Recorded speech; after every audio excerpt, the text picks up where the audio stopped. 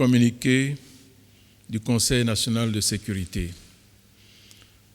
Le président de la République, Son Excellence M. Alassane Ouattara, a présidé ce jeudi 4 novembre 2021 au Palais de la Présidence de la République une réunion du Conseil national de sécurité.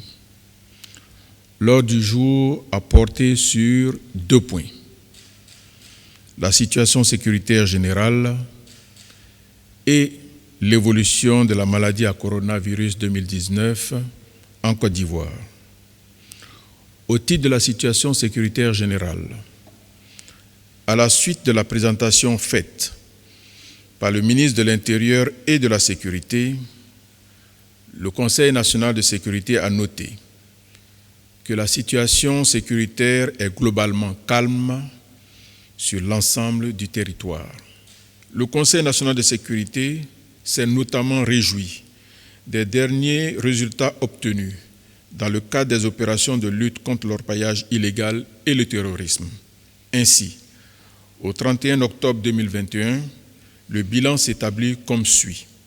69 sites d'orpaillage illégal démantelés, 261 personnes interpellées, 2610 grammes d'or saisis, 8500 abris de fortune détruits, 36 dragues, 40 broyeuses, 90 moulins et divers matériels détruits. 91 pelleteuses, 153 treuils, 9 véhicules, 172 motos, 180 motopompes, 98 groupes électrogènes et 17 armes saisies. Le président de la République, tout en félicitant les ministres en charge de la défense et de la sécurité, ainsi que les grands commandements pour l'amélioration de la situation sécuritaire générale, les a instruits à l'effet de poursuivre leurs efforts en ce sens. L'analyse de la situation sécuritaire générale a toutefois été marquée par les récentes attaques dirigées contre nos forces de défense et de sécurité, à savoir l'attaque d'un poste d'observation à Aféry sur l'ancienne route d'Azopé le 12 septembre 2021, l'attaque d'un poste mixte à Thiémesson dans la localité de Douékoué le 13 octobre 2021, l'attaque de 2 détachements de gendarmes dans la localité de Bouna les 21 et 22 octobre 2021. Le président de la République, tout en condamnant fermement ces attaques, a félicité les forces de défense et de sécurité pour la riposte apportée et les a encouragés à redoubler de vigilance. Il a en outre présenté ses sincères condoléances aux familles des victimes et souhaité un propre rétablissement à tous les blessés. Enfin, le chef d'état-major général des armées a informé le Conseil national de sécurité de la tenue des événements suivants. L'organisation prochaine d'une manœuvre militaire conjointe qui réunira plusieurs pays de la sous-région, dont la Côte d'Ivoire. Cette opération vise à démanteler et à mettre hors d'état de nuire les réseaux de groupes armés terroristes et les groupes criminels organisés qui opèrent dans les zones frontalières communes aux pays participants. Et la réunion des chefs d'état-major de la CEDEAO du 17 au 19 novembre 2021 à Abidjan. Cette rencontre sera l'occasion pour les chefs d'état-major de la sous-région de réfléchir sur les modalités de mise en œuvre du plan d'action pour l'éradication du terrorisme dans l'espace CEDEAO et d'examiner, au regard de la nouvelle configuration de la force française Barkhane, la proposition de l'Union africaine relative au déploiement de 3000 hommes dans le Sahel. Au titre de l'évolution de la maladie à coronavirus 2019 en Côte d'Ivoire, le ministre de la Santé, de l'Hygiène publique et de la couverture maladie universelle a fait un point de situation sur l'évolution de la pandémie de Covid-19 en Côte d'Ivoire. Ainsi, à la date du mercredi 3 novembre 2021, la Côte d'Ivoire dénombrait 61 330 confirmés de Covid-19, dont 60 119 guéris, 696 décès et 516 cas actifs. Le nombre de nouveaux cas de Covid-19 enregistrés dans le pays est en baisse constante depuis le mois de septembre 2021, avec, en moyenne, 153 cas par jour enregistrés en septembre, contre 34 cas par jour en octobre, soit une baisse de 78%. La moyenne du taux de positivité actuel est de 1,4%, bien en dessous du seuil d'alerte de 5%.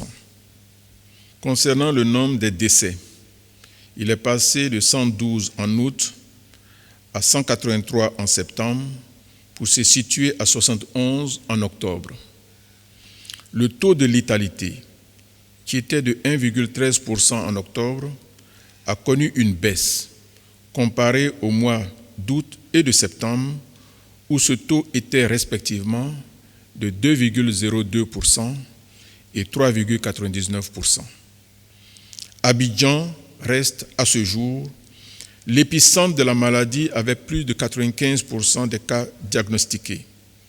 Cependant, des foyers se sont développés dans certaines localités, notamment à Boaké et San Pedro, où les services sanitaires ont renforcé leur présence.